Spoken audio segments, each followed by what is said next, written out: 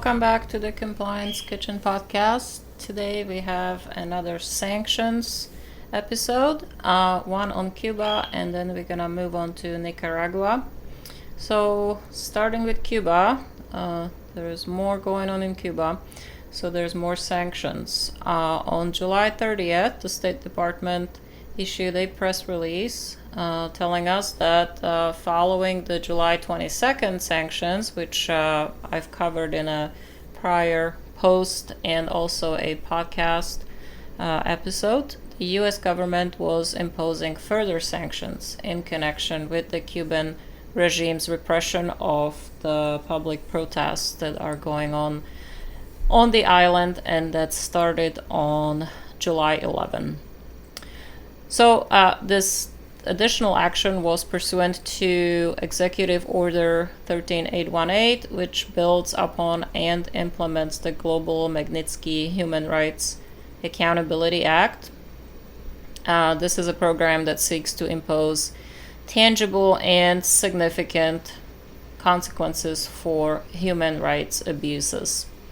The State Department explained that the designated was the Cuban Revolutionary National Police, or Policía Nacional Revolucionaria, or PNR, and its leaders in connection with the PNR's participation in, again, the suppression of the protests that are happening in Cuba.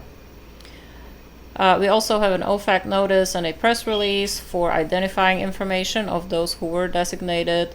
As usual, the implication of these sanctions are that all property and interest in property of those who are designated are blocked.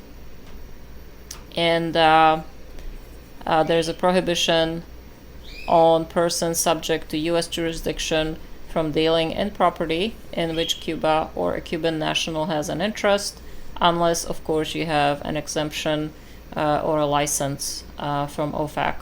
Additionally, pursuant to the Magnitsky sanctions, all property and interests in property of the persons that are designated, that are in the United States or in the possession or control of a U.S. person are also blocked.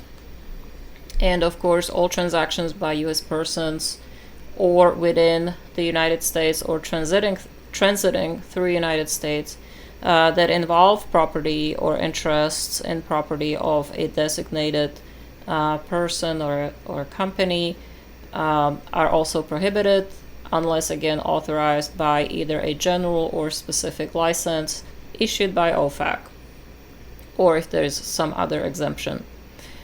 These prohibitions include the making of any contribution or provision of funds, services, or goods either by or to or for the benefit of any blocked person, or your receipt of any contribution or funds or services or goods from a designated person. So as usual, this is a quick summary. And if you guys want to take a look at more on this, I have a link to the press release and the OFAC notice on compliancekitchen.com. Moving on to the other sanctions update. This is Nicaragua and EU sanctions. So following the US and then Canadian sanctions on Nicaragua, which we covered in prior episodes, EU also moved ahead and imposed sanctions on certain Nicaraguans. On August 2nd, 2021, the Council of the EU issued a press release, and they explained that that they imposed restrictive measures on 8 more individuals who are responsible for serious human rights violations in Nicaragua, including the Nicaraguan VP Rosario Murillo. These measures are designed not to harm the Nicaraguan population and economy, but rather just to target those who were listed as sanctioned. So altogether, the EU restrictive measures, I believe we are up to 14 individuals. They are subject to asset freezes and travel bans and are not allowed to enter or transit through the EU or EU territories.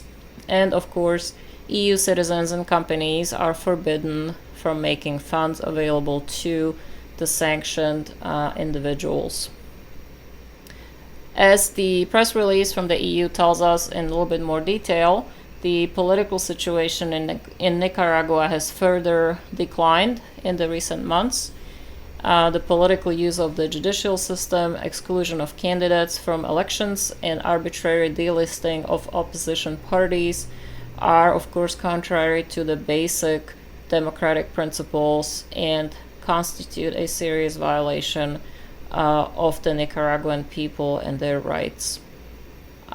These actions also undermine even more the credibility of the local electoral process, and the detention of a seventh potential presidential candidate just further illustrates the degree of repression that Nicaragua is currently going through. So once again, if you want to take a look at the press release to get more details, it is available on compliancekitchen.com.